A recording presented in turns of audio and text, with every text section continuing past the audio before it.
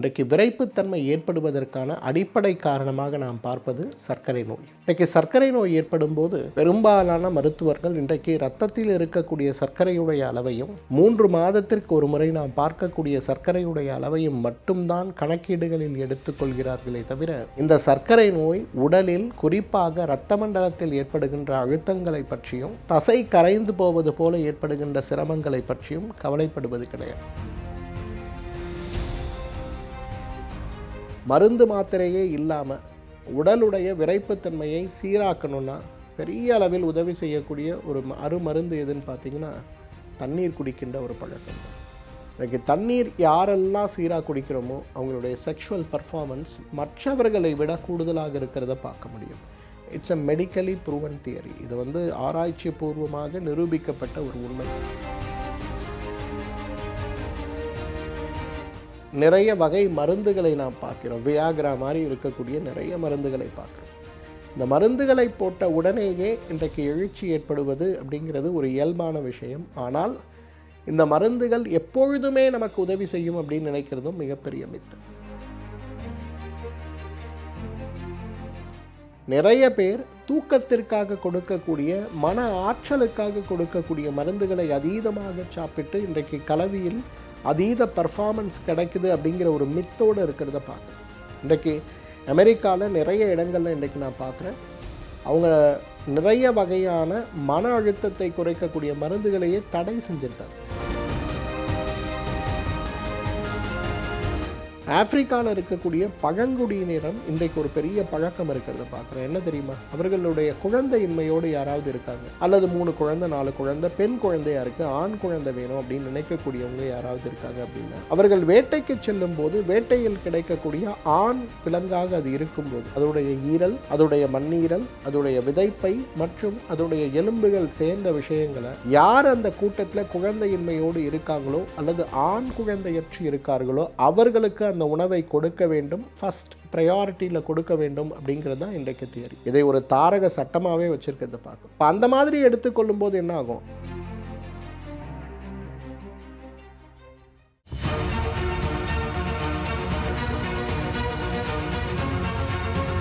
Doctor Srivarma's ஆரோக்கியமும் ஆன்மீகமும். நண்பர்கள், தோழர்கள், நலம் விரும்பிகள் மற்றும் உலகெங்கும் உள்ள தமிழ் உள்ளங்களுக்கு உங்களுடைய வெல்னஸ் குருஜியுடைய அன்பான வணக்கங்கள். உணவே மருந்து. இன்றைக்கு உணவை கொண்டு ஆரோக்கிய பெருவாழ்வை நாம் அனைவருமே வாழ முடியும் அப்படிங்கிறது சித்தர்களுடைய வாக்கு. துரதிர்ஷ்டவசமாக கலாச்சாரமான உணவுகளையும் ஆரோக்கியமான உணவுகளையும் உணவு சமைக்கும்போது ஒரு உணவு மற்றொரு உணவோடு சேரும்போது அது உடலில் ஏற்படுத்தக்கூடிய நல்ல கெட்ட விளைவுகளை பற்றி அறிந்திருக்கக்கூடிய ஞானமற்ற ஒரு சமூகமாக நாம் மாறிய பிறகு உண்ணுகின்ற உணவு கூட இன்றைக்கு மருந்தாக செயல்படாமல் நம் உடலில் நிறைய நோய்களை கொண்டு வந்து விடுவதை பார்க்கிறோம். இன்றைக்கு இளமை காலத்தில் ஏற்படக்கூடிய நோய்கள், மத்தியம காலம்னு சொல்லக்கூடிய மிடில் ஏஜில் ஏற்படக்கூடிய நோய்கள், அதே போல் வயதான பிறகு ஏற்படக்கூடிய நோய்கள், தொற்றுக்களால் ஏற்படக்கூடிய நோய்கள், விபத்துகளால் ஏற்படக்கூடிய நோய்கள், பரம்பரையாக ஏற்படக்கூடிய நோய்கள்னு நிறைய நோய்களை நாம் இன்றைக்கு சமூகத்தில் பார்க்கிறோம். ஆனால் இவ்வளவு நோய்கள் இருந்தாலும் கூட இன்றைக்கு இள வயதில் ஏற்படுவது, மத்தியம வயதில் ஏற்படுவது, இந்த 2 வயதில் ஏற்படக்கூடிய நோய்களில் குறிப்பாக ஆண்களுக்கு ஏற்படக்கூடிய நோய் தான் விரைப்புத்தன்மையின்மை அப்படின்னு சொல்லக்கூடிய எரெக்டைல் டிஸ்ஃபங்க்ஷன். தர்ம சாஸ்திரமே என்ன தெரியுமா சொல்லுது? ஒரு ஆணாக பிறந்தவன் இன்றைக்கு முழுமையான திருமண வாழ்க்கை முழுவதும் இன்பத்தை அனுபவிக்கக்கூடியது அப்படிங்கிறது தர்மமான விஷயம் அப்படின்னு சொல்லுது. இன்றைக்கு ஒரு கணவனும் ஒரு மனைவியும் இருக்கும்போது உடல் சார்ந்த விஷயங்களுக்காக மட்டுமல்ல, மனம் சார்ந்த, உளவியல் சார்ந்த, ஏன் ஆரோக்கியம் சார்ந்த விஷயங்களுக்காக குறைந்தது வாரத்திற்கு ஒரு முறையாவது ஒன்று சேர வேண்டும் அப்படிங்கிறது இயற்கையுடைய நியதி, மருத்துவ நியதியும் கூட. ஆனால் இன்றைக்கு துரதிர்ஷ்டவசமாக கோவிட் பெருந்தொற்று ஏற்பட்ட பிறகு, நம்மில் நிறைய பேர் நிறைய விஷயங்களை இழந்த பிறகு, வாழ்க்கையில் ஏற்பட்டிருக்கக்கூடிய அதீதமான பலவீனங்களும் மன அழுத்தங்களும் இழப்புகளும், இந்த மன அழுத்தங்களை வெளிப்படுத்த முடியாமல் இருக்கக்கூடிய சிரமங்களும், அதீத மன அழுத்தம் காரணமாக மருத்துவ சிகிச்சையும் அந்த சிகிச்சைக்கு நாம் எடுத்துக்கொள்ளக்கூடிய சில மருந்துகளும் கூட இன்றைக்கு ஆண்களுக்கு விரைப்புத்தன்மை இல்லாத ஒரு நோயை அல்லது எரக்டைல் டிஸ்ஃபங்க்ஷன் சொல்லக்கூடிய ஒரு நோயை உருவாக்கி விடுவதை பார்க்கிறோம்.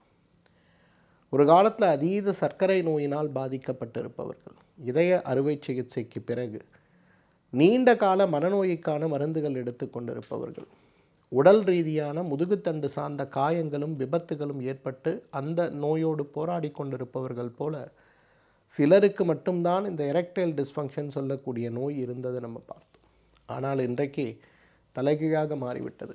இன்றைக்கு நான் பார்க்கக்கூடிய 20 to 35 வயது இருக்கக்கூடிய ஆண்களில் இந்த சிரமத்தோடு போராடி கொண்டிருக்கக்கூடிய நிறைய பேரை இன்றைக்கு நம்ம பார்க்கணும். இன்றைக்கு இந்த வீடியோவுடைய அடிப்படை நோக்கமே இந்த நோய் நமக்கு ஏற்படுவதற்கான காரணங்கள் என்ன, முக்கியமான 5 காரணங்கள் என்ன, இந்த நோயை பற்றி பொதுவாக சமூகத்தில் இருக்கக்கூடிய தவறான கருத்துக்கள் என்ன, இந்த நோயை குணமாக்க இயற்கை மருத்துவம் சொல்லக்கூடிய தமிழ் மருத்துவமும் ஆயுர்வேத மருத்துவமும் நமக்கு சொல்லிக் கொடுக்கக்கூடிய சுலபமான வழிமுறைகள் என்ன, இந்த 3-5 விஷயங்களை பற்றி தான் இன்றைக்கு நம்ம பார்க்க போகிறோம். முதலாவது, ஏன் விரைப்புத்தன்மையின்மைன்னு சொல்லக்கூடிய எரெக்டைல் டிஸ்ஃபங்க்ஷன் ஏற்படுது? 5 முக்கியமான காரணங்கள். முதலாவது காரணம், இன்றைக்கு விரைப்புத்தன்மை ஏற்படுவதற்கான அடிப்படை காரணமாக நாம் பார்ப்பது சர்க்கரை நோய். இன்றைக்கு சர்க்கரை நோய் ஏற்படும் போது பெரும்பாலான மருத்துவர்கள் இன்றைக்கு இரத்தத்தில் இருக்கக்கூடிய சர்க்கரையுடைய அளவையும் 3 மாதத்திற்கு ஒரு முறை நாம் பார்க்கக்கூடிய சர்க்கரையுடைய அளவையும் மட்டும்தான் கணக்கீடுகளில் எடுத்துக்கொள்கிறார்களே தவிர இந்த சர்க்கரை நோய் உடலில் குறிப்பாக இரத்த மண்டலத்தில் ஏற்படுகின்ற அழுத்தங்களை பற்றியும் தசை கரைந்து போவது போல ஏற்படுகின்ற சிரமங்களை பற்றியும் கவலைப்படுவது கிடையாது. இன்றைக்கு சர்க்கரை நோயுடைய டைப் 2 டயபெட்டிஸ் உடைய மேனேஜ்மெண்ட்டுடைய அடிப்படை விஷயமாகவே பார்த்து கொண்டிருப்பது எது? ஒருவேளை உங்களுடைய உடல் எடை கூடுதலாக இருந்தால் அந்த உடல் எடையை குறைப்பதற்கு நீங்கள் எடுக்க வேண்டிய முயற்சிகள் என்ன அப்படிங்கிற ஒரு விஷயத்தை பற்றி மட்டும்தான் இன்றைக்கு பெரிய அளவில் பார்க்கிறார்களே தவிர சமீப காலத்தில் கூட உடல் எடை குறைப்பிற்கான 2 பெரிய ஊசி மருந்துகள் உலகளாவிய அளவில் பிரசித்தி பெற்ற ஊசிகள் இந்தியாவில் அறிமுகம் செய்யப்பட்டது. அந்த ஊசிகளை மிகப்பெரிய அளவில் பரிந்துரைக்கக்கூடிய மருத்துவர்களாக யார் இருக்காங்கன்னா சர்க்கரை நோய் சிறப்பு மருத்துவர்கள் தான். உங்கள் எடை 100 கிலோ இருக்கீங்க, நீங்கள் 80 கிலோவுக்கு வந்தால் உடனே உங்களுடைய சர்க்கரை நோய் குறையும். ஆனால் உங்களுடைய செக்ஷுவல் பர்ஃபார்மன்ஸும் அது கூட குறையும் அப்படிங்கிறத இன்றைக்கி கவனிப்பது கிடையாது. ஸோ இன்றைக்கு சர்க்கரை நோயை குறைக்க இரத்தத்தில் இருக்கக்கூடிய சர்க்கரை அளவீடுகளை மட்டும் கணக்கீடு எடுத்துக்கொள்ளக்கூடிய ஒரு வழிமுறையில் இன்றைக்கு பெரும்பாலான மருத்துவ சிகிச்சையில் உள்ளவர்கள் நாம் இருக்கும்போது அந்த மருத்துவ சிகிச்சை முழுமை பெற்ற மருத்துவ சிகிச்சையாக இல்லாத ஒரு நிலை இருக்கிறதுனால 100-இல் குறைந்தது 70 சர்க்கரை நோயாளிகள் இன்றைக்கு எரெக்டைல் டிஸ்ஃபங்க்ஷன் சொல்லக்கூடிய விரைப்புத்தன்மை குறைபாடு நோயினால் அதீதமாக பாதிக்கப்பட்டிருக்கிறத நம்ம பார்க்கிறோம். இரண்டாவது, விரைப்புத்தன்மை குறைபாடுக்கு அடிப்படை காரணமாக இதய நோய் இருக்கிறத பார்க்குறோம். இதய நோய்னா ஒரு ஹார்ட் அட்டாக் வந்த பிறகுன்னு மட்டும் இல்லை. இன்றைக்கு காலையில் 3 மணிக்கு 4 மணிக்கு நீங்கள் எழுந்து கொள்ளும்போது உங்களுக்கு விரைப்புத்தன்மை இல்லை என்றாலே நீங்கள் புரிந்து கொள்ள வேண்டிய விஷயம் உங்களுடைய இதயம் பலவீனம் அடைந்து கொண்டிருக்கிறது அப்படிங்கிறது அர்த்தம். இன்றைக்கு விரைப்புத்தன்மை எவ்வளவு நேரம் இருக்கிறது, விரைப்புத்தன்மையால் ஏற்படுகின்ற அந்த நல்ல மாற்றங்கள் உடலில் இருக்கக்கூடிய ஒரு உறுதியான சூழல் எவ்வளவு நேரம் இருக்கிறது, கணவன் மனைவி கலவியில் ஈடுபடும் போது எவ்வளவு திறம்பட ஒரு ஆணால் செயல்பட முடிகிறது அப்படிங்கிறது முழுக்க முழுக்க முழுக்க இதயத்திலிருந்து வரக்கூடிய இரத்த ஓட்டம் நேரடியாக ஆண்குறிக்கு செல்லக்கூடிய இரத்த ஓட்டத்துடைய அளவீடு திரும்ப அங்கிருந்து உடலுக்குள் செல்லுகின்ற இரத்த ஓட்டத்துடைய அளவீடுகளை சார்ந்துதான் இருக்குது. அப்போ உங்களுக்கு ஒரு இதய வாழ்வு நோயோ அல்லது இதய தசை நோயோ அல்லது இதயத்திற்கு செல்லக்கூடிய இரத்த குழாய்களுடைய நோயோ அல்லது இதயத்திற்கு செல்லக்கூடிய நரம்புகளுடைய பலவீனங்களோ அல்லது இதய துடிப்பு குறைந்து போகின்ற நோய்களோ உங்களுக்கு இருந்தால் என்ன ஆகும்? எரெக்டைல் டிஸ்ஃபங்க்ஷன் நிச்சயமாக இருக்கும். நிறைய ஆண்கள் என்னை சந்திக்க வரும்போது அவர்களுடைய ஹார்மோன் ப்ரொஃபைல் சொல்லக்கூடிய நாளமிலா சுரப்பிகளுடைய அந்த டெஸ்ட்டுக்கு பிறகு நான் பரிந்துரைக்கக்கூடிய முக்கியமான டெஸ்ட் எதுன்னு பார்த்தீங்கன்னா ஆண்குறிக்கு செல்லக்கூடிய இரத்த ஓட்டத்துடைய விகிதத்தை புரிந்து கொள்வதற்காக பினைல் டாப்லர் அப்படின்னு சொல்லக்கூடிய ஒரு டெஸ்ட் எடுப்போம். இந்த டெஸ்ட் நார்மலாக இருக்குது அப்படின்னா 100% அவர்களை குணப்படுத்த முடியும். ஒருவேளை இந்த இரத்த ஓட்டத்துடைய இரத்த குழாய்களுடைய சீற்றம் குறைவாக இருக்குன்னா முதலில் இரத்த ஓட்டத்தை சீராக்கக்கூடிய சிகிச்சையை எடுத்து பிறகு எழுச்சியின்மைக்கான சிகிச்சை எடுத்தோம்னா அவ்வளவு அழகாக தீர்க்க முடியாதுன்னு பல வருடங்களாக போராடி கொண்டிருந்தவர்கள் கூட குணமாகி விடுவதை பார்க்க முடியும். மூன்றாவது உடல் எடை. இன்றைக்கு உடல் எடை கூடுதலாக இருக்கக்கூடிய ஆண்களுடைய செக்ஷுவல் பர்ஃபார்மன்ஸ் ஆவரேஜை விட குறைவாக இருக்கிறதையோ அல்லது முடியாமலேயே இருந்து விடுவதையோ பார்க்க முடியும். இன்றைக்கு நிறைய பேரை நான் பார்க்குறேன், 110 கிலோ, 130 கிலோ, 157 கிலோவோட ஆண்கள் வருவதை பார்க்கிறோம். என்னதான் 6 அடி உயரம் இருக்கக்கூடிய ஒரு ஆணாக இருந்தாலும் கூட அவர்களுடைய உடல், அவர்களுடைய அந்த எடை அப்படிங்கிறது மிகப்பெரிய அளவில் அவர்களுடைய பெர்ஃபார்மன்ஸை பாதிக்கும். இப்போ நீங்களே யோசிச்சு பாருங்களேன், நம்ம சராசரியாக ஒரு 65 கிலோ எடை இருக்கக்கூடிய ஒரு நபராக இருக்கோன்னா நம்முடைய இதயத்துடைய செயல்பாடு 100% ஆப்டிமைஸ்டாக இருக்கும். இதே 70க்கு போகிறோம்னா அது கொஞ்சம் குறையும், 80க்கு போகிறோம்னா குறையும், 90க்கு போகும்போது 100க்கு போகும்போது என்ன ஆகும்? இதயம் உடலுடைய இயக்கத்திற்கும் உயிர் வாழ்வதற்கும் தேவையான இரத்த ஓட்டத்தை மட்டும்தான் ஃபோக்கஸில் எடுத்துக்கொள்ள முடியுமே தவிர மற்ற எல்லா விஷயத்தையும் செகண்டரியாகத்தான் பார்க்க ஆரம்பிக்கும். அப்போ செகண்டரியாக இதயம் பார்க்க ஆரம்பிக்கும்போது முதல்ல பாதிப்பு உருவாக்கக்கூடிய ஒரு விஷயம் எதுன்னு பார்த்தீங்கன்னா இன்றைக்கி விரைப்புத்தன்மை குறைபாடு தான். இன்றைக்கி என்னுடைய அனுபவத்தில் விரைப்புத்தன்மை குறைபாடுக்காக வந்திருக்கக்கூடிய 100 பேரில் நாடி பார்த்து பரிசோதனை செய்யும்போது இந்த 100 பேரில் 7 பேர் இதய நோயோடு இருக்காங்கன்னு புரிஞ்சு அவர்களுக்கு இதய நோய்க்கான ஒரு பரிசோதனை மற்றும் சிகிச்சைகள் கொடுக்கப்படும் போது உங்கள் உடம்பில் அவ்வளவு நல்ல மாற்றங்கள் வருவதை பார்க்கிறோம். ஸோ இன்றைக்கு இதய நோய் அல்லது உடல் எடை இன்றைக்கு மிகப்பெரிய காரணமாக இருக்கிறது. 4வது முக்கியமான காரணம் சொல்லவே வேண்டாங்க, மன அழுத்தம். இன்றைக்கு ஒரு ஆணுடைய விரைப்புத்தன்மைங்கிறது முழுக்க முழுக்க முழுக்க அவர்களுடைய மனம் சார்ந்த விஷயங்களாக இருக்கிறத பார்க்கணும். நிறைய பேர் கப்புள்ஸ் எங்கிட்ட வருவாங்க, விரைப்புத்தன்மையே இல்லை அப்படின்னு சொல்லிட்டு ஒரே பிரச்சனையாக இருக்கும் குடும்பத்தில். அவங்கள உட்கார வச்சு அவங்களுக்கு என்ன பிரச்சனை இருக்குது அப்படிங்கிறத நம்ம பேச ஆரம்பிக்கும்போது கணவனோடு நிறைய கணவனுக்கு இன்றைக்கு மனைவி மேல் ஈர்ப்பு இல்லாத ஒரு சிரமம் இருக்கிறத பார்க்குறோம். வெளியில் ஒரு பெண்ணை பார்க்கும்போது எனக்கு ஏற்படுகின்ற ஒரு உற்சாகமும் துடிப்பும் என்னுடைய மனைவியை பார்க்கும்போது ஏற்படவில்லை அப்படின்ல ஒரு மன அலைச்சல் அல்லது மன உளைச்சலோடு உளவியல் ரீதியாக செயல்பாட்டோடு இருக்கக்கூடிய நிறைய பேரை பார்க்குறோம். அப்போ ஒரு கணவன் மனைவி இணைய வேண்டும்னா மனைவி மேல் கணவனுக்கு இருக்கக்கூடிய விருப்பமும் அதே போல் கணவன் மேல் மனைவிக்கு இருக்கக்கூடிய விருப்பமும் சீராக இருந்தால் தானே அது நடக்கும். ஒருவேளை அது இல்லைன்னா அப்போ கட்டாயப்படுத்தப்பட்ட ஒரு இணைப்பாக அது இருக்கும்போது அந்த இணைப்பு ஒரு குறிப்பிட்ட காலத்திற்கு பிறகு அது அற்ற விஷயமாக மாறும்போது அங்கே முதல்ல ஏற்படுகின்ற சிரமமே இன்றைக்கு எரெக்டைல் டிஸ்ஃபங்க்ஷன் தான். அதே போல் மனம் சார்ந்த காரணிகள்னு வரும்போது நிறைய ஆண்கள் இன்றைக்கு பார்க்குறேன். இன்றைக்கி டிவியில் வரக்கூடிய விஷயங்கள், வீடியோக்கள் பார்க்கக்கூடியது அல்லது மற்ற நண்பர்கள் பேசக்கூடிய விஷயங்கள்லாம் வரும்போது அவங்க மனதில் ஏற்படுகின்ற ஒரு எண்ணம் என்னவாக இருக்குது தெரியுமா?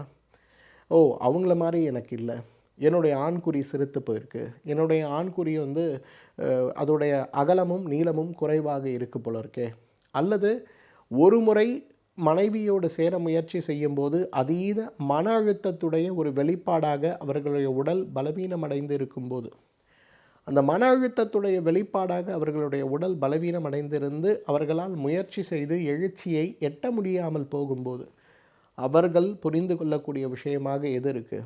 எனக்கு ஏதோ நிரந்தரமான சிரமம் ஏற்பட்டு விட்டது அப்படிங்கிற ஒரு நினைப்பு ஏற்படும் போது அடுத்த முறை இணைவதற்கான முயற்சியை எடுக்காமல் தள்ளி போகின்ற ஆண்களை நிறைய பேர் பார்க்குறோம். இதனாலேயே டிவோர்ஸ்ன்னு சொல்லக்கூடிய விவாகரத்துக்கு இன்றைக்கு கோர்ட்டில் நின்று கொண்டிருக்கக்கூடிய தம்பதிகள் நிறைய பேரை நம்ம பார்க்குறோம். மனம் இன்றைக்கு மிகப்பெரிய ஒரு காரணமாக இருக்கிறது எழுச்சியின்மை நோய்க்கு. 5வது முக்கியமான காரணம், இன்றைக்கு நம்மில் நிறைய பேருக்கு ஆண்களுக்கு குறிப்பாக எழுச்சியின்மை ஏற்படுவதற்கான மிகப்பெரிய காரணமாக இருப்பது ஹார்மோனல் இம்பேலன்சஸ். இன்றைக்கி ஹார்மோனல் இம்பேலன்ஸு பெண்களுக்குத்தான் ஏற்படும், ஆண்களுக்கு ஏற்படாதுங்கிற ஒரு மூட நம்பிக்கையோடு இன்றைக்கு நிறைய பேர் இருக்கிறத பார்க்குறேன். சென்ற வாரம் ஒரு கப்பல் என்கிட்ட வந்திருந்தாங்க. 32 வயது ஆணுக்கு, பெண்ணுக்கு 29 வயது. திருமணமாகி 3 வருடம் ஆகிறது, குழந்தை இல்லை. எல்லா மருத்துவமனைக்கும் போயிட்டாங்க, ஸ்பெர்ம் அனாலிசிஸ்லேருந்து எல்லாம் பண்ணியிருக்காங்க, பெண்ணுக்கும் எல்லாம் டெஸ்ட் பண்ணியிருக்காங்க, எல்லாம் பர்ஃபெக்ட்லி நார்மல். இப்போ என்கிட்ட வந்தாங்க, சார் பாருங்கள் சார், இது மாதிரி குழந்தை இல்லை, நீங்கள் என்னன்னு சொல்லுங்கள். இப்போ நாடி பார்க்கும்போது தெளிவாகவே தெரிந்தது, ஆணுக்கு ஹார்மோனில் குறிப்பாக தைராய்டில் ஒரு பெரிய மாற்றம் இருக்குது. இப்போ நான் அவர்கிட்ட சொல்கிறேன், இல்லைங்க இது வந்து ஹார்மோனல் இம்பேலன்ஸாக இருக்குது, நீங்கள் போய் இந்த டெஸ்ட் மட்டும் எடுத்துகிட்டு வாங்கன்னும் போது அவர் சொல்கிறார், இல்லை இல்லை எனக்கு பரம்பரையிலே யாருக்கும் தைராய்டு இல்லை, அப்புறம் எனக்கு மட்டும் எப்படி வரும். அப்புறம் நான் சொன்னதுக்காக போய் டெஸ்ட் எடுத்து பார்க்கும்போது அவங்களுடைய டிஎஸ்ஹெச் அளவு ரொம்ப மோசமாக இருந்தது. கிளினிக்கலாக அவருக்கு எந்த சிம்டமும் இல்லை. அவர் ஏற்கனவே கொஞ்சம் உடல் எடை அதிகம், இன்னொரு 5 கிலோ கூடும்போது இந்த கல்யாணம் ஆனதுனால உடல் எடை கூறியிருக்க போல இருக்குது அப்படின்னு அவர் எந்த விதமான சிகிச்சையும் எந்த விதமான பரிசோதனையும் செய்து கொள்ளாமல் இருந்தார். அப்போ என்னங்கிறத நம்ம பார்க்கும்போது அவருடைய உடலில் அவ்வளவு பெரிய ஹார்மோன் மாற்றம், அவருடைய உயிரணுக்களுடைய குறைபாடு மட்டுமல்ல, அவருக்கு எரெக்ஷன் கிட்டத்தட்ட இல்லாத ஒரு நிலையே உருவாக்கியிருந்தது. முறையான சிகிச்சைக்கு பிறகு அவருடைய தைராய்டு ஹார்மோன் சீராக வந்த பிறகு பார்த்திங்கன்னா இன்றைக்கு அவருடைய பர்ஃபார்மன்ஸ் பெட்டராக இருக்குது. எதுக்காக இதை சொல்கிறேன்னா, பெண்களுக்கு மட்டும்தான் ஹார்மோனல் இம்பேலன்ஸ் ஏற்படும், ஆண்களுக்கு ஏற்படாது அப்படின்னு நினைக்கக்கூடியதே மிகப்பெரிய தவறு. ஒரு கணவன் மனைவி 2 பேரும் குழந்தையின்மைக்காக அல்லது செக்ஷுவல் பர்ஃபார்மன்ஸ் மிக குறைவாக ஆணுக்கு இருக்கிறது அப்படிங்கிற ஒரு சிரமத்திற்காக மருத்துவரை அணுகும்போது 6 ஹார்மோன்களுடைய பரிசோதனை அவசியம். உங்களுடைய தைராய்டு ப்ரொஃபைல், உங்களுடைய இன்சுலின் ப்ரொஃபைல், உங்களுடைய டெஸ்டோஸ்டிரான், ஈஸ்ட்ரஜன், ப்ரொஜெஸ்ட்ரான் மற்றும் கார்டிசோல், இந்த 6 ஹார்மோன்களுடைய பரிசோதனை மிக மிக அவசியம்.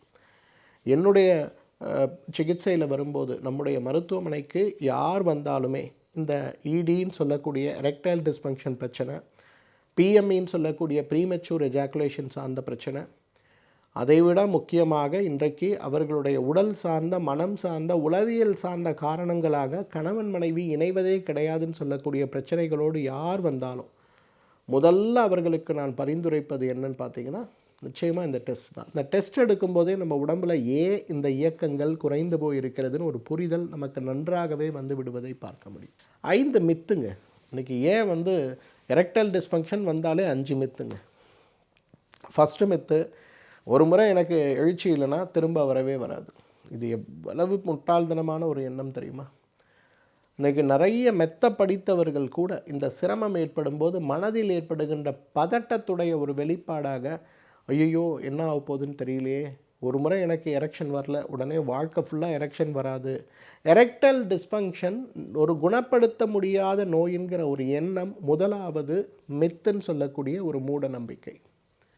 ஏன்னா இன்றைக்கு எரெக்டைல் டிஸ்ஃபங்க்ஷனை குணப்படுத்துவதற்கு இயற்கை மருத்துவத்திலும் சரி, நவீன மருத்துவத்திலும் சரி ஆயிரக்கணக்கான வழிமுறைகள் வந்துவிட்டது. எல்லாமே மருந்துகள் சார்ந்த வழிமுறைகள் மட்டுமல்ல, நிறைய வழிமுறைகள் இருக்கிறத பார்க்குறோம். அந்த வகையில் எரெக்டைல் டிஸ்ஃபங்க்ஷன் குணப்படுத்த முடியாத நோய் அப்படின்னு சொல்லுவது முதலாவது மித். இது நம்ம எல்லாருமே புரிந்து கொள்ள வேண்டும்.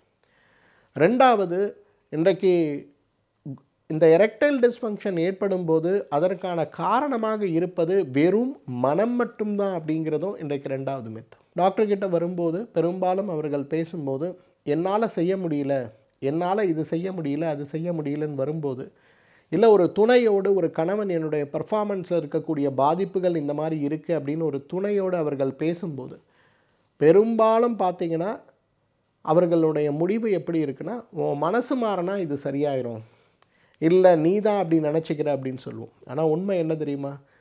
இன்றைக்கு மனம் ஒரு முக்கியமான ஒரு விஷயமாக இருந்தாலும் கூட இன்றைக்கு மனதை மாற்றினால் எரெக்டைல் டிஸ்ஃபங்க்ஷன் சரியாகும்னு சொல்லுவது மிகப்பெரிய தவறு. மனதிற்கும் உற்சாகம் தேவை, அதே நேரத்தில் உடலுக்கும் உற்சாகம் தேவை.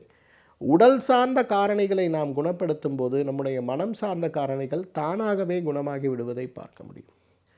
3வது, எரெக்டல் டிஸ்ஃபங்க்ஷன் வயதானவர்களுக்கு மட்டும் ஏற்படக்கூடியது அப்படின்னு நினைக்கிறது. 50 வயசாச்சு எரெக்ஷன் வரல, வயசு 50 ஆச்சு இனிமேல் எரெக்ஷன் வராதுன்னு நினைக்கிறோம். மிகப்பெரிய தவறு. 50 அல்ல, நீங்கள் 70 அல்லது 90 வயது ஆனாலும் கூட உங்களுடைய ஹார்மோன்களை சீராக வைத்து, உங்களுடைய இதயத்துடைய செயல்பாடுகளை சீராக வைத்து, உங்களுடைய செயல்பாடுகளை சீராக வைக்க முடியும்னா உங்களுடைய பர்ஃபார்மன்ஸ் 90 வயதிலும் ஆப்டிமைஸ் பண்ண முடியும். இது அறிவியல் பூர்வமாக நிரூபிக்கப்பட்ட ஒரு விஷயம். ஏன்னா நிறைய விஷயங்களை இயற்கை மருத்துவம் சொல்லும்போது, நாம் சொல்லும்போது எல்லாருடைய மனதிலும் சார் ஏதோ சும்மா சொல்கிறாரு அப்படின்னு நினைக்கிறோம். கிடையாதுங்க. இன்றைக்கு சயின்ஸ் பேக்ட் ப்ரூவன் தியரிஸ் இன்றைக்கு அவ்வளவு இருக்கிறது. இன்றைக்கு வயதாகும்போது எரெக்டல் டிஸ்ஃபங்க்ஷன் ஏற்படும் அப்படிங்கிறது ஒரு மாய வலை, அது ஒரு மித்துன்னு தான் நான் சொல்லுவேன். இன்றைக்கு எத்தனை வயதானாலும் முறையான மருத்துவ ஆலோசனையோடு நம்ம ஆரோக்கியத்தை நாம் மீட்டெடுக்க முடியும் அப்படிங்கிறத நம்ம புரிஞ்சுக்கணும். 4வது, இன்றைக்கி எல்லாரும் நினைக்கிற மாதிரி இன்றைக்கு நிறைய வகை மருந்துகளை நாம் பார்க்குறோம். வியாகிரா மாதிரி இருக்கக்கூடிய நிறைய மருந்துகளை பார்க்குறோம். இந்த மருந்துகளை போட்ட உடனேயே இன்றைக்கு எழுச்சி ஏற்படுவது அப்படிங்கிறது ஒரு இயல்பான விஷயம். ஆனால் இந்த மருந்துகள் எப்பொழுதுமே நமக்கு உதவி செய்யும் அப்படின்னு நினைக்கிறதும் மிகப்பெரிய மித்து. இன்றைக்கு 19 வயது ஒரு இளைஞர் வராரு, நிறைய கேர்ள் ஃப்ரெண்ட்ஸு, வாரத்துக்கு 3 முறையாவது தொடர்பில் இருக்கார். ஆனால் அவருடைய பர்ஃபார்மன்ஸ் குறைவது போல் அவர் உணரும்போது வாரத்திற்கு 2 முறை 3 முறை இந்த வியாகிரா மாதிரி இருக்கக்கூடிய சில மருந்துகளை அவர் எடுத்துக்கிறார். அப்போ அதே நபர் 22 வயது 30 வயது நெருங்கும்போது எந்த மருந்துகள் எடுத்தாலும் அவருக்கு எழுச்சி வராது. மருத்துவர்களுடைய உதவியோடு இருக்கக்கூடிய மருந்துகளை சாப்பிடும்போது கூட பயனற்ற ஒரு நிலையில் இருக்கக்கூடிய நிறைய பேரை பார்க்குறோம்.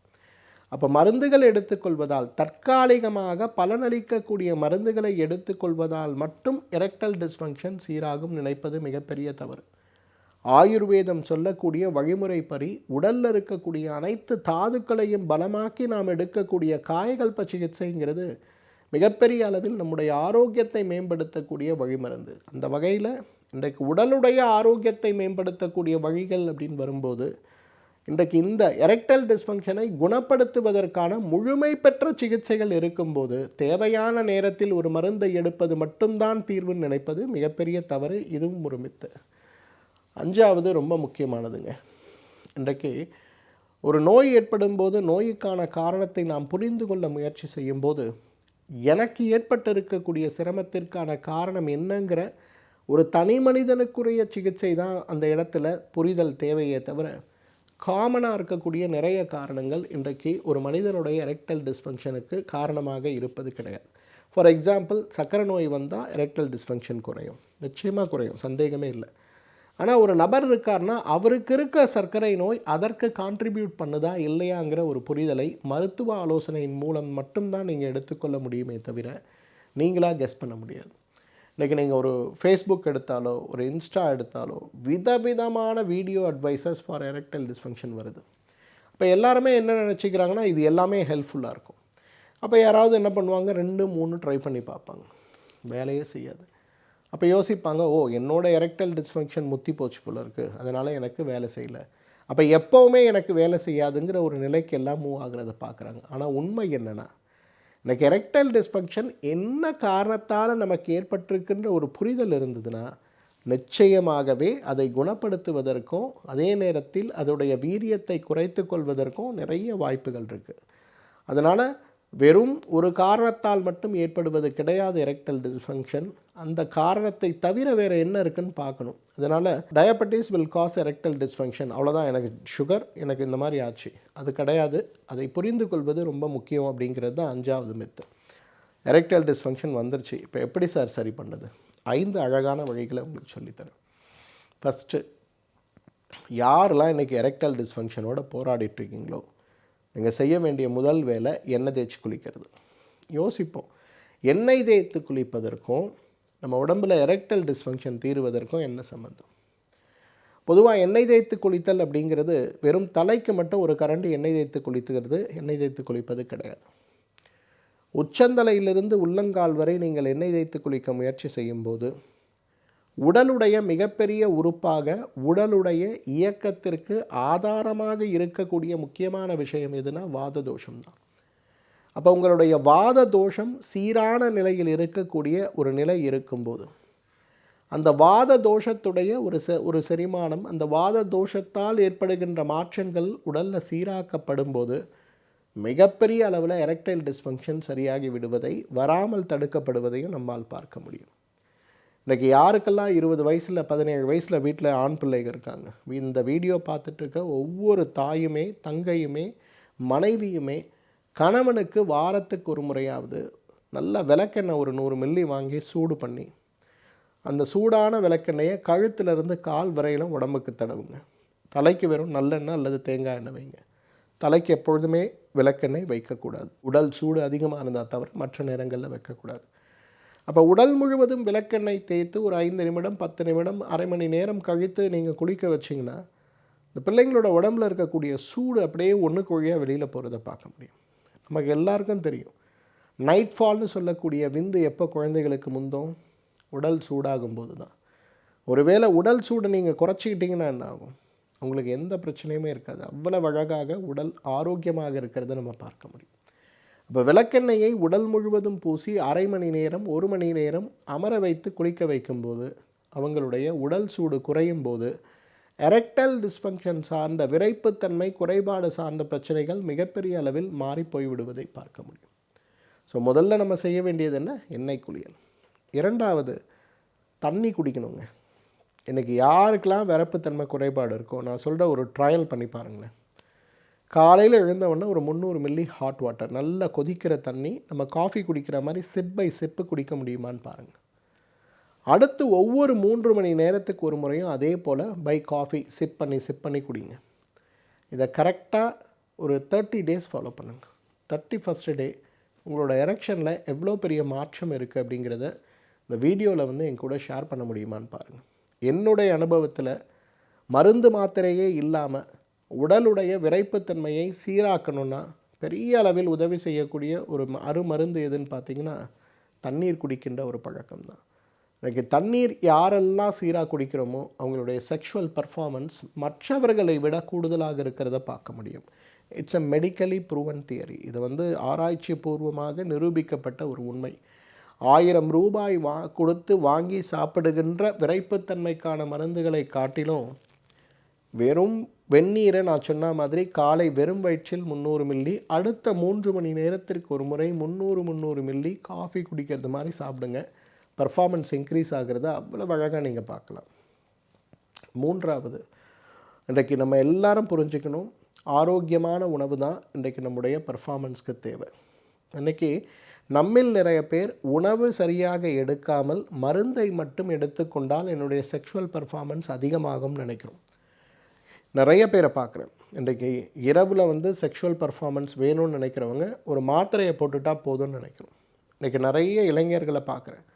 குடிப்பழக்கத்திற்கும் போதை பழக்கத்திற்கும் அடிமையாகி இருக்கக்கூடிய இளைஞர்கள் நிறைய பேர் தூக்கத்திற்காக கொடுக்கக்கூடிய மன ஆற்றலுக்காக கொடுக்கக்கூடிய மருந்துகளை அதீதமாக சாப்பிட்டு இன்றைக்கு கலவியில் அதீத பர்ஃபார்மன்ஸ் கிடைக்குது அப்படிங்கிற ஒரு மித்தோடு இருக்கிறத பார்க்குறேன். இன்றைக்கி அமெரிக்காவில் நிறைய இடங்களில் இன்றைக்கி நான் பார்க்குறேன், அவங்க நிறைய வகையான மன அழுத்தத்தை குறைக்கக்கூடிய மருந்துகளையே தடை செஞ்சுருக்காங்க. ஏன்னா அவங்க இந்த மருந்துகளை எடுத்துக்கொள்ளும்போது அவர்களுடைய பெர்ஃபார்மன்ஸ் அதிகமாகிற மாதிரி ஒரு நினைப்பில் இருந்து எடுத்துக்கொள்ளும்போது உணவின் மேல் கவனம் இல்லாமல் எடுத்துக்கொள்ளும்போது அவர்களுக்கு டீஹைட்ரேஷன் சார்ந்த பிரச்சனையோடு ஹார்ட் அட்டாக்கம் வந்துடுறதுனால நிறைய இடங்களில் தடை செய்திருப்பதை பார்க்குறேன். அப்போ நம்ம வீட்டில் இருக்கக்கூடிய ஒரு அண்ணனோ தம்பியோ அல்லது ஒரு கணவனோ இருக்கும்போது அவர்களுடைய தாம்பத்திய வாழ்க்கை சீராக இருக்கணும், நல்லாக இருக்கணும்னு நினைக்கக்கூடியவர்கள் நாம் யாராக இருந்தாலுமே அவங்களுடைய உணவு, குறிப்பாக 5 வகை உணவை நீங்கள் சேர்க்கணும். முதலாவது அவர்களுக்கு தேவையான புரோட்டீன்ஸ், இரண்டாவது அவர்களுக்கு தேவையான கொழுப்பு சார்ந்த உணவுகள், மூன்றாவது அவர்களுக்கு தேவையான ஆன்டி ஆக்சிடென்ட்னு சொல்லக்கூடிய உணவுகள், நாலாவது ஒமேகா 3ன்னு சொல்லக்கூடிய இரத்த ஓட்டத்திற்கான உணவுகள், ஐந்தாவது வெரி இம்பார்ட்டன்ட் நார்ச்சத்து, ஃபைபர். இன்றைக்கி எந்த அளவுக்கு அவங்க சேர்க்குறாங்களோ அந்த அளவுக்கு அவங்க பர்ஃபார்மன்ஸ் அதிகமாகும்.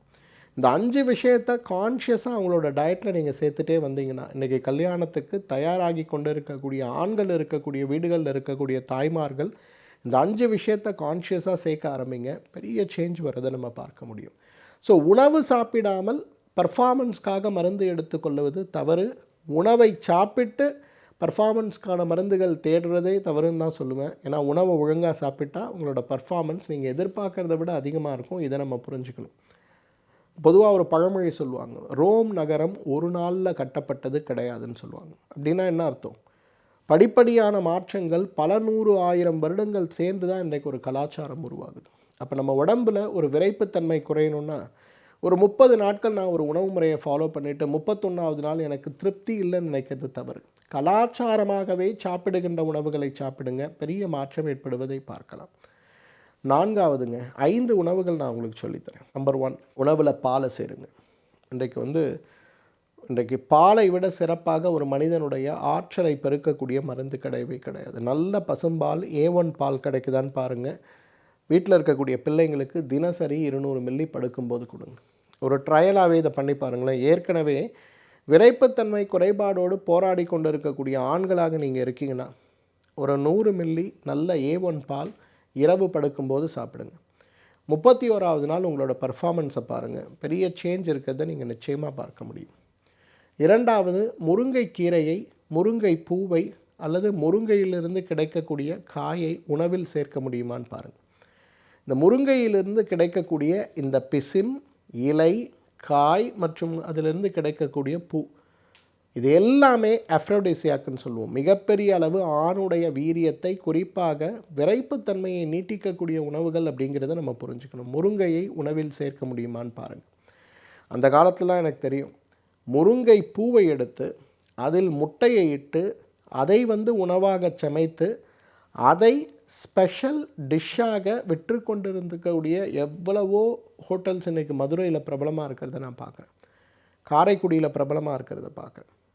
என் சென்னையில் கூட 1-2 ஹோட்டல்களில் ஒரு காலத்தில் அது இருந்தது. இப்போல்லாம் அதை யாரும் விரும்புறதில்ல. ஆனால் இன்றைக்கு ஹோட்டல் நடத்தி கொண்டு இருக்கக்கூடிய நண்பர்கள் இன்றைக்கி முருங்கைக்கீரை முட்டையோடு சேர்த்து செய்கின்ற அந்த உணவு எப்படி செய்யணும்னு புரிஞ்சு இதையே ஒரு ஸ்பெஷல் டிஷ்ஷாக நீங்கள் ஆஃபர் பண்ணுங்கள். இதுவே ஒரு பெரிய வெற்றியை உங்களுக்கு கொடுக்கும்.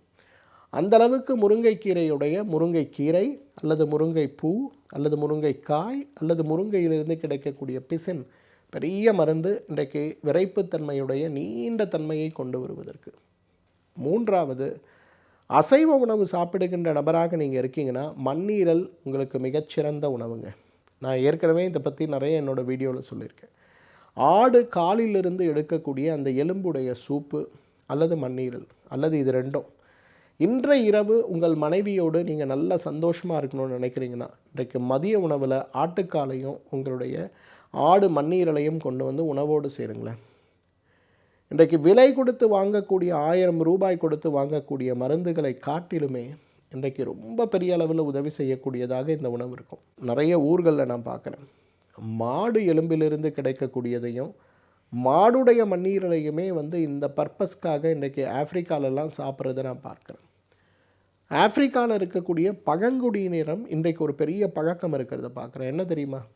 அவர்களுடைய குழந்தையின்மையோடு யாராவது இருக்காங்க, அல்லது 3 குழந்தை 4 குழந்தை, பெண் குழந்தையாக இருக்குது, ஆண் குழந்தை வேணும் அப்படின்னு நினைக்கக்கூடியவங்க யாராவது இருக்காங்க அப்படின்னா அவர்கள் வேட்டைக்கு செல்லும்போது வேட்டையில் கிடைக்கக்கூடிய ஆண் விலங்காக அது இருக்கும்போது அதோடைய ஈரல், அதோடைய மண்ணீரல், அதோடைய விதைப்பை மற்றும் அதோடைய எலும்புகள் சேர்ந்த விஷயங்களை யார் அந்த கூட்டத்தில் குழந்தையின்மையோடு இருக்காங்களோ அல்லது ஆண் குழந்தையற்று இருக்கார்களோ அவர்களுக்கு அந்த உணவை கொடுக்க வேண்டும், ஃபஸ்ட் ப்ரையாரிட்டியில் கொடுக்க வேண்டும் அப்படிங்கிறது தான் இன்றைக்கு தியரி.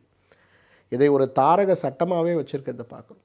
அப்போ அந்த மாதிரி எடுத்துக்கொள்ளும்போது என்ன ஆகும், அவங்களுடைய பர்ஃபார்மன்ஸ் இன்க்ரீஸ் பண்ணுறதுக்கு ஒரு உணவை கலாச்சாரமாகவே சாப்பிடுகின்ற ஒரு பழக்கம் நம்மிடம் இருந்திருக்கிறது. நம்ம தான் அதை மறந்து போயிருக்கோம். அப்போது ஒரு ஆடிலிருந்து கிடைக்கக்கூடிய மண்ணீரலும் எலும்பு, முக்கியமாக ஆட்டுக்கால் சூப்புன்னு நம்ம சொல்லக்கூடியது மிகப்பெரிய உணவாக இருக்கிறத பார்க்குறோம். நான்காவது, எல்லாமே நம்ம பேசுகிறோம், ஆனால் இன்றைக்கு பழங்களை பற்றி பெரும்பாலும் நாம் யாரும் பேசுவது கிடையாது. இன்றைக்கு நான்வெஜ்ஜு சாப்பிட்ணும், முட்டை சாப்பிட்ணும், இதெல்லாம் பர்ஃபார்மன்ஸை இன்க்ரீஸ் பண்ணணும்னு நினைக்கிறோம். ஆனால் இன்றைக்கு தர்பூசணி விதையும் இன்றைக்கு வெண்பூசணி விதையும் இன்றைக்கு ஆண்களுடைய விரைப்புத்தன்மையை கூட்டுகின்ற மாதிரி மருந்துகள் கூட கூட்டுமாங்கிறது ஒரு சந்தேகம் தான். தர்பூசணி விதை பொதுவாக நம்முடைய கலாச்சாரத்தில் நம்ம பயன்படுத்துவது கிடையாது. ஆனால் ஆண்களுக்கு ஏற்படுகின்ற விரைப்புத்தன்மை குறைபாட்டுக்கும் விந்து முந்துதலுக்கும் தர்பூசணி ஒரு சிறந்த ஒரு மருந்துன்னு சொல்லலாம். அப்போ திருமணத்திற்கு தயாராகி கொண்டிருக்கின்ற அல்லது முதல் குழந்தை பிறந்து விட்டது, 2வது குழந்தை வேண்டும் நினைக்கின்ற எண்ணத்தில் இருக்கக்கூடியவர்கள் நாம் யாராக இருந்தாலும் இந்த தர்பூசணி விதையையும் வெண்பூசணி விதையையும் வெள்ளரி விதையையும் உணவாக சேர்த்து கொண்டாலே போதும், அவ்வளவு பெரிய பர்ஃபார்மன்ஸ் வரும். 5வது உணவு என்னோட பெரிய ஃபேவரெட்டுங்க, பிரேசில் நட். இன்றைக்கி பிரேசில் நட் அப்படிங்கிறது ஒரு பெரிய காய் மாதிரி இருக்கும், அதுலேருந்து குலுக்கி உடச்சி எடுப்பாங்க. பிரேசில் நாட்டுடைய மொத்த ஏற்றுமதி வணிகத்தில் 1% எதுலேருந்து வருதுன்னா பிரேசில் நட்லேருந்து தான் வருது. இப்போ நம்ம மக்கானான்னு சொல்கிறோம்ல, தாமரை விதையுடைய வணிகம் கிட்டத்தட்ட 3000 கோடிக்கு போயிருக்கிறது அப்படின்னு சொல்லி எல்லாம் பெருமையாக சொல்கிறாங்க.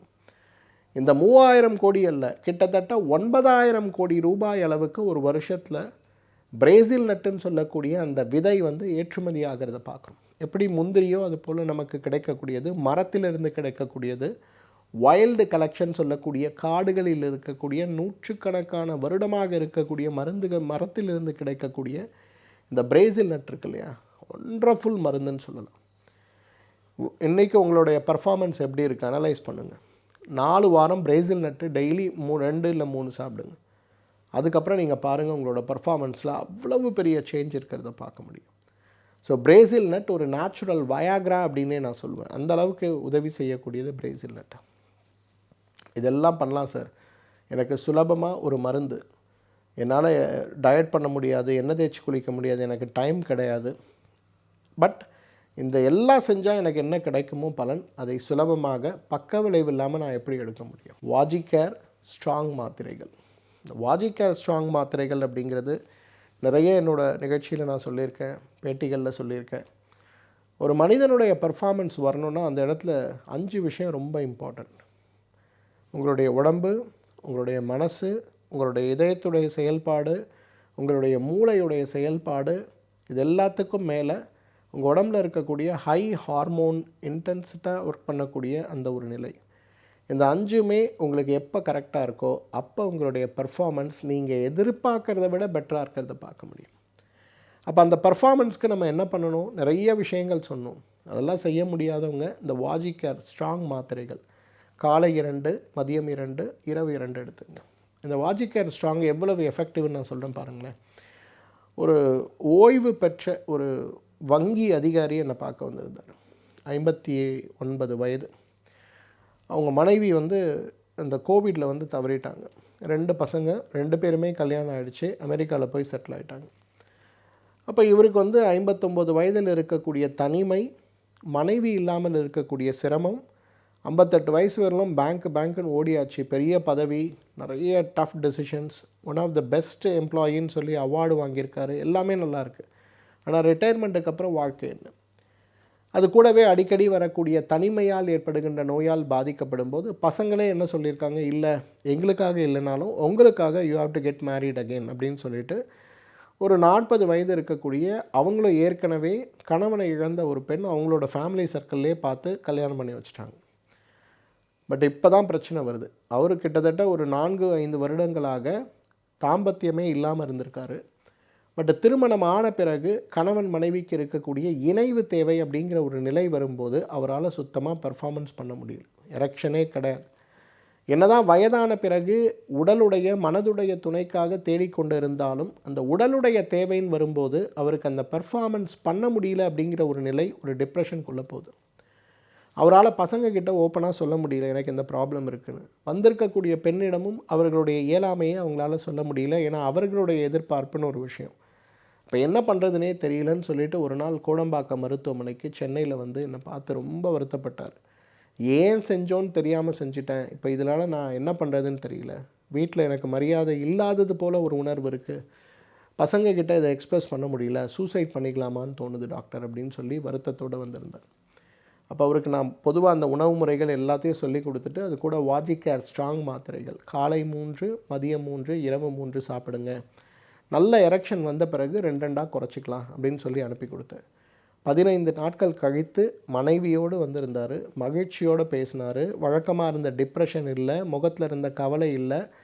அப்புறம் அவங்க மனைவியை கொஞ்சம் வெளியில் போக சொல்லிவிட்டு அப்புறம் என்கிட்ட சொன்னார், என்னுடைய 30 வயதில் என்னோடய பர்ஃபார்மன்ஸ் எப்படி இருந்ததோ அதை விட 2 மடங்கு பர்ஃபார்மன்ஸ் இப்போ என்னால் பண்ண முடியுது. ஒரு நாளைக்கு 1 முறை 2 முறை அல்ல, சில நேரங்களில் தேவைப்பட்டால் 3 முறை கூட கலவியில் என்னால் ஈடுபட முடிகிறது. என்னுடைய வாழ்க்கையே மாறி போய்விட்டது டாக்டர், ரொம்ப மகிழ்ச்சி. என்னுடைய குடும்ப வாழ்க்கையில் முதல் மனைவியோடு நான் இருக்கும்போது கூட வேலை நிமித்தம் குழந்தைகள்னு பெரிய அளவில் என்னால் செக்ஷுவலாக ஹாப்பியாக இருக்க முடிஞ்சது கிடையாது. இன்றைக்கி நான் பார்க்குறேன் என்னோடய வாழ்க்கையில் ரிட்டையர்மெண்ட் லைஃப், தேவையான பணம், வசதி, வாய்ப்பு எல்லாமே இருக்குது. ஆனால் இந்த பர்ஃபார்மன்ஸ் இல்லைன்னு கவலைப்பட்ட நிலை போய் இன்றைக்கி ரொம்ப நல்ல பர்ஃபார்மன்ஸோடு நான் இருக்கேன். நீங்கள் சொன்ன மாதிரி முதல் ஒரு வாரம் 3 மாத்திரை சாப்பிட்டேன், இப்போது 2 மாத்திரைகளாக சாப்பிட்டுட்ருக்கேன் அப்படின்னு சொல்லி மகிழ்ச்சியாக பகிர்ந்துக்கிட்டார். இன்றைக்கி இதுதான் உண்மை. இன்றைக்கு ஒரு செயற்கை மருந்தை நாம் எடுத்துக்கொண்டு அது வேலை செய்யுமா செய்யாதாங்கிற குழப்பத்தில் இருப்பதை விட இன்றைக்கு வாஜிகேர் ஸ்ட்ராங் மாத்திரைகளை முழுமையாக எடுத்துக்கொள்ள முடியுமான்னு பாருங்கள். காலை 3, மதியம் 3, இரவு 3 உணவுக்கு பின்பு. நல்ல எரெக்ஷன் வந்த பிறகு காலை 2, இரவு 2ங்கிற மாதிரி இந்த டோசேஜை மாடிஃபை பண்ணிக்கலாம். ஆனால் இதை மட்டும் பண்ணாமல் இது கூட எண்ணெய் தேய்த்து குளிக்கிறது, தண்ணி குடிக்கிறது, உடற்பயிற்சி அட்லீஸ்ட் ஒரு நாளைக்கு 5000 ஸ்டெப்ஸ் நடக்கிறது, தூக்கத்திற்கு ஒரு முக்கியத்துவம் கொடுப்பது, பிராணாயாம பயிற்சிகள் செய்வது, இதெல்லாம் நம்மளால் பண்ண முடியும்னா தினசரி இரவு அப்படிங்கிறது கவலைக்குரிய விஷயமாக இல்லாமல் மகிழ்ச்சிக்குரிய விஷயமாக மாறிப்போகிறத நம்மால் பார்க்க முடியும். இந்த வீடியோவை உங்களுடைய ஃப்ரெண்ட்ஸ் எல்லாருக்கும் ஷேர் பண்ணுங்கள். ஏன்னா இன்றைக்கு நம்முடைய சமூகத்தில் இந்த எரெக்டைல் டிஸ்ஃபங்க்ஷன் சொல்லக்கூடிய நோய் புற்றீசல் போல் பரவி கொண்டு இருக்கிறத பார்க்குறோம். இந்த நோய் குணப்படுத்த முடியாத நோய்களுடைய வகைப்பாட்டியலில் இருக்கிறதுனால இன்றைக்கி கூகுள் பண்ணும்போதோ ChatGPTயில் நீங்கள் பார்க்கும்போதோ அது சொல்லக்கூடிய தகவல் உண்மைன்னு நினைக்கக்கூடிய ஒரு நிலையில் நாம் இருக்கிறதுனால நம்மில் நிறைய பேருக்கு இதை மாற்றுவதற்கான வழி நம் கை கெட்டுகின்ற தூரத்தில் இருந்தாலும் கூட என்ன செய்வது அப்படிங்கிற குழப்பத்திலேயே இருந்து விடுவதை பார்க்கிறோம். அதனால் முழுமையான முயற்சியாக இந்த வீடியோவை நம்முடைய ஃப்ரெண்ட்ஸ் சர்க்கிளில், ஃபேஸ்புக் குரூப்பில், இன்ஸ்டாகிராம் கம்யூனிட்டியில், அதே போல் டெலிகிராம் கம்யூனிட்டியில் ஷேர் பண்ண முடியுமான்னு பாருங்கள். உங்களுடைய வாட்ஸ்அப் ஸ்டேட்டஸாக இதை வச்சு நம்முடைய நட்பு வட்டங்களில் இருக்கவங்களுடைய வாழ்க்கையில் ஒரு மறுமலர்ச்சியை கொண்டு வர முடியுமான்னு பாருங்கள். அதே போல் இது சார்ந்த சந்தேகங்கள் உங்களுக்கு ஏதாவது இருக்குன்னா இந்த வீடியோவோட கமெண்ட் செக்ஷனில் உங்களுடைய கேள்விகளை கேளுங்க.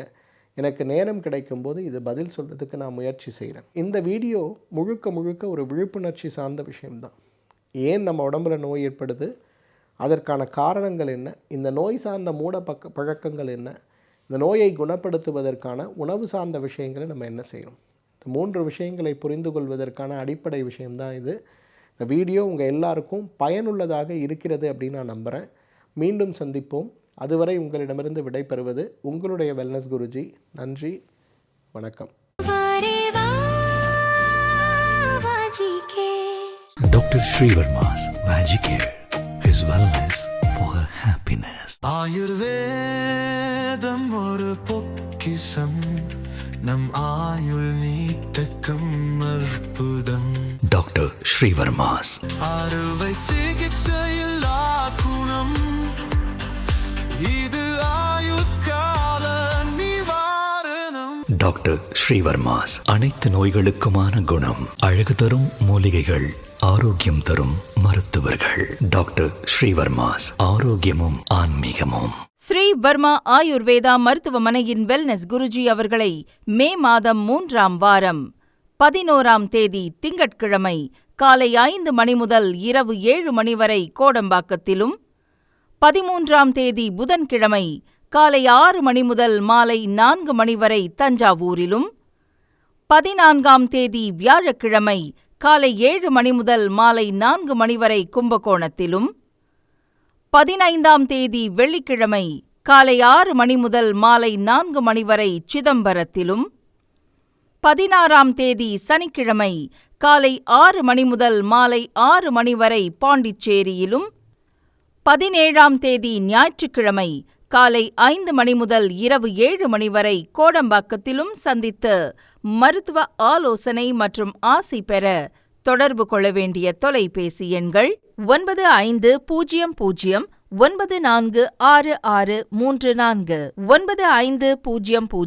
9500946635. ஆச்சார்யா டாக்டர் ஸ்ரீ வர்மா அவர்களிடமும் வெல்னஸ் குருஜி அவர்களிடமும் நேரடியாக பயிற்சியும் ஆசியும் பெற்ற doctor Hemala Tiruvallur, doctor Aneesh Fathima Ambattur, doctor Surya Kodambakkam, doctor Jeyarooba Manapakkam, doctor Radha Velachery, doctor Jayakanthan Pondicherry, doctor Pooja Tiruvannamalai, doctor Saraswathi Salem, doctor Suryabharathi Trichy, doctor Abirami Thanjavur, doctor Abina Mubisha Madurai, doctor Jebashin Nagercoil, doctor Malathi Coimbatore, doctor Sonali Hosur, doctor Guna Apsara Bangalore, doctor Navneeth Hyderabad, doctor Siddhanath Mumbai. பட்டப்படிப்பு மற்றும் பட்ட மேற்படிப்பு முடித்த மருத்துவர்களை சந்தித்து சிகிச்சை பெறலாம். முதுகுவலியா மூட்டு வலியா கை கால் நீட்ட மடக்க இயலாமையா அறுவை சிகிச்சை இல்லா குணம் ஆயுட்கால நிவாரணம் டாக்டர் ஸ்ரீவர்மா சிசிஆர் மகாராஜா தைலம் அனைத்து மருந்து கடைகளிலும் கிடைக்கும். அனைத்து நோய்களுக்குமான குணம் ஆரோக்கியம் தரும் மருத்துவர்கள் doctor Srivarma's. Doctor Srivarma's Vajicare, his wellness for her happiness.